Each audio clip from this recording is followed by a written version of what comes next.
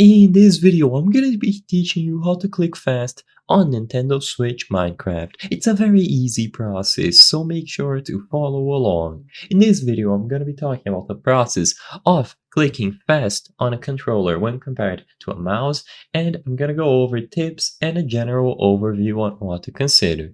So first, I do have to talk about the limitations. The Switch controllers are not designed for super fast clicking like a gaming mouse. So techniques like butterfly clicking or drag clicking that work on a mouse aren't going to be reliable on a Nintendo Switch. So there are some alternatives for faster clicks. First, you have rapid tapping. This is going to be the most straightforward approach. All that you have to do is tap the A button repeatedly as fast as you can comfortably manage. And of course, this is going to be equivalent to clicking fast.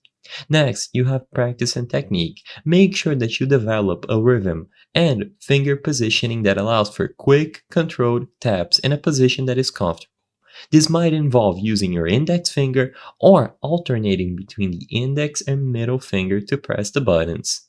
If rapid tapping on A is not ideal, consider remapping the action that you need to click fast for, like breaking blocks, to a different button. So you might be able to reassign it to the shoulder buttons ZL or ZR. These buttons might be easier to press repeatedly. You just have to find a button that is comfortable to repeatedly press over and over. And next, focus on efficiency. Sometimes aiming your clicks effectively can be more beneficial than just spamming them over and over.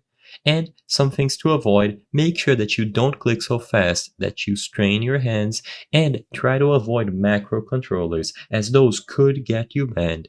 I hope I was able to help you on how to click fast on Nintendo Switch Minecraft. If this video helped you, please be sure to leave a like and subscribe for more very easy tips. Thank you for watching.